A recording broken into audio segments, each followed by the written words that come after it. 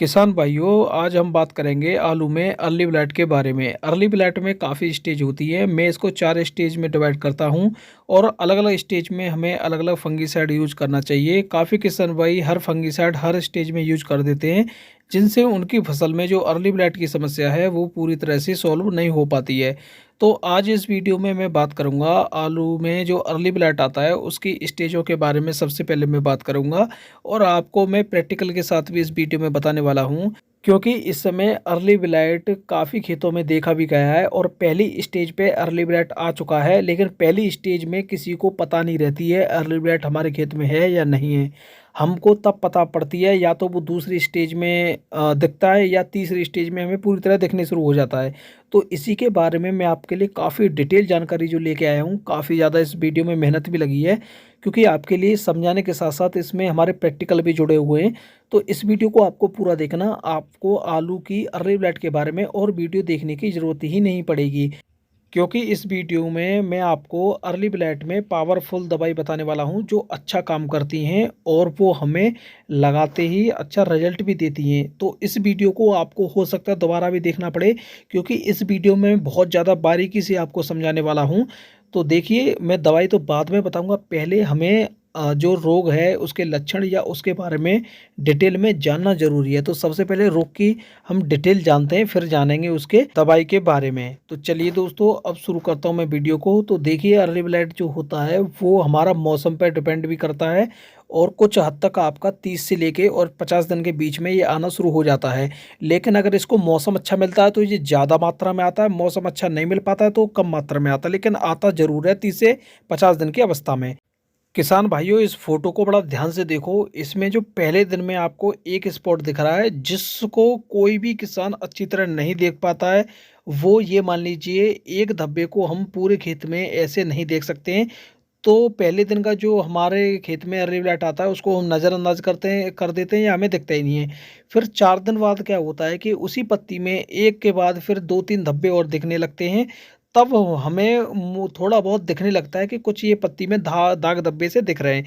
जब 6-7 दिन हो जाते हैं तो उसी पत्ती में जो दाग धब्बे हैं वो बड़ा होना शुरू करते हैं और बड़े होने के साथ भी छोटे छोटे और भी धब्बे आना शुरू हो जाते हैं। लेकिन 7 दिन के बाद जो 10 से 12 दिन बाद जो कंडीशन बनती है वो इतनी भयंकर बनती है।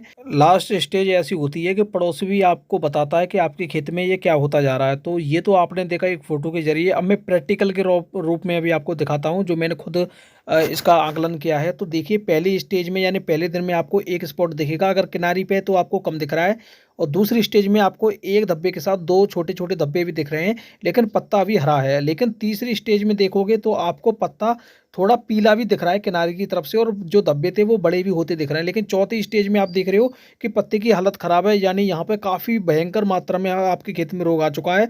अब ना तो ये क्लोरोफिल बनाएगा ना कुछ बनाएगा। ये जो अर्ली ब्लाइट होता है इसके धब्बे होते हैं रिंग में आता है, यानी गोल गोल रिंग में आता है, किनारी पे आए चाहे कहीं आए लेकिन आता रिंग में। ये आपको अर्ली ब्लाइट की पहचान है। अगर ज़्यादा मात्रा में आता है तो ऐसी फसल कर देता है जो कि आपको क्लोरोफिल बनाती नहीं है और आपके जो आलू है ना वो फूलता भी नहीं है, जिससे हमें काफ़ी ज़्यादा नुकसान भी उठाना पड़ता है। और काफ़ी जगह तो ये भी देखा गया है कि आलू जब 30 से 35 दिन की अवस्था पे ही काफ़ी जगह अर्ली ब्लाइट आ जाता है, जिससे आलू उस समय काफ़ी छोटे होते हैं 35 दिन की अवस्था पे। वैसे मैंने जो बताया आपको वो 35 से 50 दिन की अवस्था में बताया कि आ जाता है एक बार। तो आप देख रहे हो, अगर आपके आलू छोटे हैं उसी अवस्था पे ये अर्ली ब्लाइट काफ़ी ज़्यादा मात्रा में आ जाए, अगर हम नज़रअंदाज कर दें इसे उसी समय आ जाए, तो बहुत बड़ा नुकसान हमें उठाना पड़ता है। तो इसी के लिए आज हम हर स्टेज के बारे में कौन कौन सी हमें दवाई लगानी चाहिए अर्ली ब्लाइट में वो मैं आपको बताने वाला हूं। तो एक एक करके मैं आपको बताऊंगा।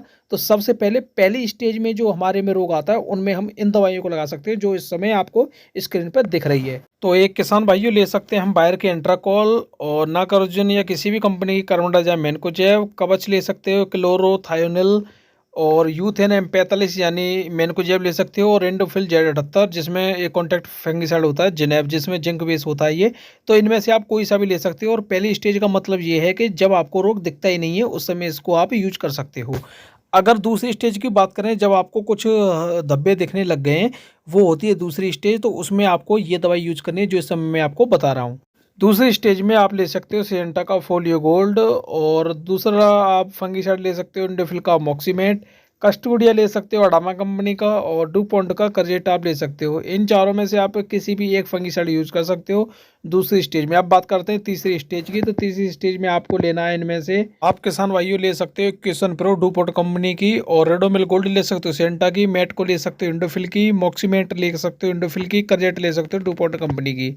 ये तीसरी स्टेज पे ले सकते हो। चौथी स्टेज में भी आप इन्हीं में यूज कर सकते हो, क्योंकि चौथी स्टेज जाने की आपको जरूरत ही नहीं पड़ेगी जब आप तीसरी स्टेज में इसको लगा देते हो। तो अगर किसान भाइयों फिर भी आपके लिए जरूरत पड़ती है तो आप इन दोनों दवाइयों में से एक लगा सकते हो। अगर आपके खेत में भारी रोग दिखता है तो आप बासप की मेरीवॉन और पीआई की सेक्टिन लगा सकते हो, जो पहले बायर की सेक्टिन आती थी, टेक्निकल एक ही है। इन दोनों में से आप कोई भी यूज कर सकते हो। दोस्तों चैनल को सब्सक्राइब किया, सब्सक्राइब कर लीजिए, कमेंट में जरूर बताइए आपको जानकारी कैसी लगी। आगे आपके लिए और अच्छी जानकारी हम लाते रहेंगे। वीडियो देखने के लिए धन्यवाद है, और आगे बताइए आपको किस पे जानकारी चाहिए। बहुत बहुत धन्यवाद, थैंक यू।